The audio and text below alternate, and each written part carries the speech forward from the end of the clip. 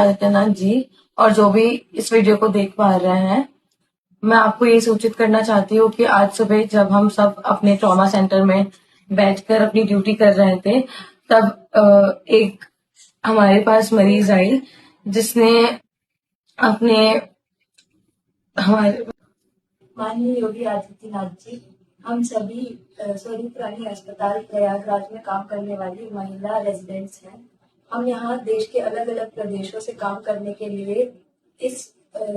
आश्वासन पे आए हैं कि उत्तर प्रदेश सरकार की कानून व्यवस्था पूरे देश में सर्वोपरि है और यहाँ ऐसा महसूस कराया जाता है कि जितने भी महिला कर्मचारी है वो रात के समय भी स्वतंत्रता के साथ अपना काम निडर होकर कर सकते हैं। लेकिन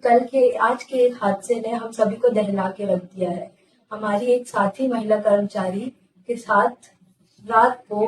5-6 लोगों ने मारपीट की है, उसके बाल नोचे गए हैं, उसके गले की चेन घसीटी गई है, उसे जमीन पे घसीटा गया है, उसके कपड़े फाड़ने की कोशिश की गई है। ये सब देखते हुए जब हमारे बाकी साथियों ने रोकने की कोशिश की तो उनके ऊपर कांच के टुकड़े फेंके गए हैं, हमारा दरवाजा निर्ममता और क्रूरता के साथ तोड़ दिया गया है। ये सब देखते हुए जब हम सभी दहशत में आ गए और हमने ये तय किया कि अब हम इस व्यवस्था में काम नहीं कर सकते और हमने अपना कार्य रोक दिया इस शर्त पे कि हमें जब तक सेफ नहीं महसूस कराया जाएगा हम अपना कार्य दोबारा से प्रगति में नहीं ला सकते।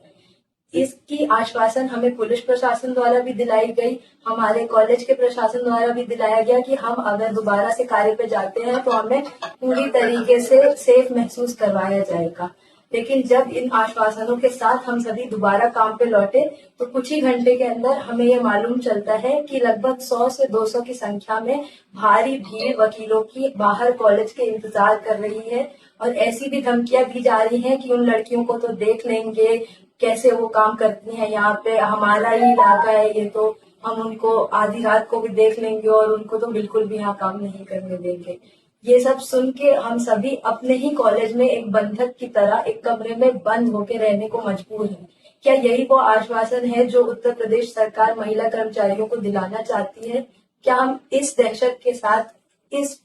डर के साथ इस प्रदेश में कैसे काम करें? कृपया आप इस बारे में हमें बताइए। हम अपने कॉलेज प्रशासन से भी हार चुके हैं, उधर से भी हमें कोई सहायता नहीं मिली, पुलिस प्रशासन भी हमें सुरक्षा प्रदान करने में असमर्थ रहा है। तो इकलौता यही माध्यम हमें नजर आ रहा है कि अगर हम आपसे विनती करें, आपसे रिक्वेस्ट करें कि आप किसी तरीके से हमारी सहायता करें तो शायद कुछ हो सके। तो कृपया अगर आप ये वीडियो आप तक पहुंच पा रही है किसी तरीके से तो इस मुद्दे पे कृपया ध्यान दें और हमारी सहायता करने की कोशिश करें। आखिर में मैं आपसे एक विनती करना चाहूंगी कि जिस तरीके से हमने देखा कि कलकत्ता के आरजीकर में एक महिला कर्मचारी के साथ कैसा व्यवहार हुआ, अभी भी समय है इस घटना को उस विकराल रूप तक जाने से रोका जा सकता है यदि समय पे कोई ना कोई उपयुक्त एक्शन लेने की कोशिश की गई तो। हम और हमारे सारे साथियों की मानसिक स्थिति बहुत ही ज्यादा बिगड़ी हुई है, हम सभी बहुत ज्यादा डर और दहशत के माहौल में जी रहे हैं। हमें कुछ समझ नहीं आ रहा कि आगे हम इस परिस्थिति में किस तरीके से काम करेंगे या आगे हमारे जीवन में अगले ही पल क्या हो सकता है। हम सभी बहुत ज्यादा खौफ के माहौल में जी रहे हैं और अब आप ही एक उम्मीद की किरण नजर आ रहे हैं जो इस मामले में हमारी कोई सहायता कर सकते हैं। इसीलिए मैं आपसे निवेदन करना चाहती हूँ कि कृपया हम सभी की सहायता करें और इस मुद्दे को अगला आर्जिकर बनने से रोकें, क्योंकि आपके अलावा अब कोई और इस मामले में कुछ नहीं कर